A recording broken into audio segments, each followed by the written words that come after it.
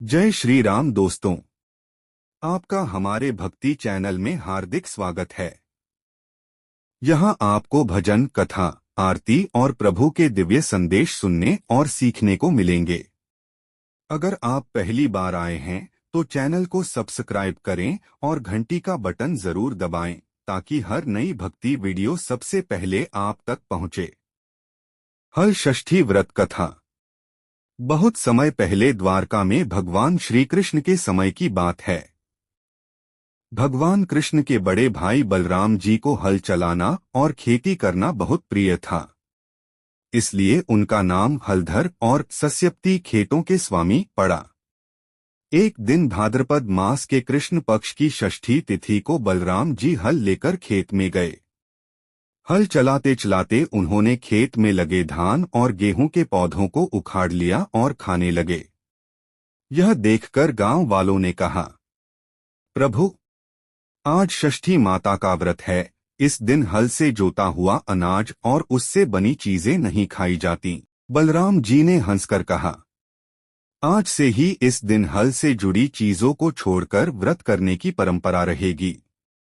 दूसरी कथा, पुत्र प्राप्ति और हल षष्ठी का महत्व। एक समय की बात है, एक ग्वालिन के 7 बेटे थे। उसका सबसे छोटा बेटा जन्म के छठे दिन ही मर गया। संयोग से वह दिन भाद्रपद कृष्ण षष्ठी का था। ग्वालिन अपने बेटे के शव को लेकर शोक में रोने लगी। उसी समय पास के गांव में हल षष्ठी माता की पूजा हो रही थी। ग्वालिन ने देखा कि महिलाएं हल से जोते अनाज का त्याग करके दूध दही से पूजा कर रही हैं और अपने बच्चों के कल्याण के लिए कथा सुन रही हैं।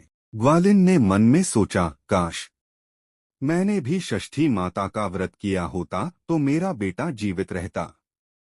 उस दिन से उसने संकल्प लिया कि वह हर साल भाद्रपद कृष्ण षष्ठी को व्रत करेगी और हल से जुड़ी चीजों का त्याग करेगी।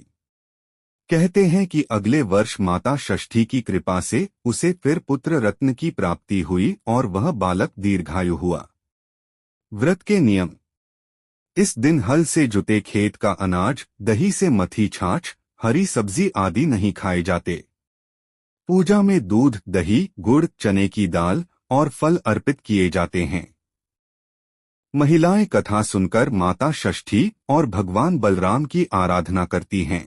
रात को व्रत तोड़ते समय केवल 7 प्रकार के अनाज का प्रसाद ग्रहण करती हैं। फल। जो महिलाएं श्रद्धापूर्वक हल षष्ठी का व्रत करती हैं, उनके बच्चों को दीर्घायु, निरोगी और सुखी जीवन मिलता है।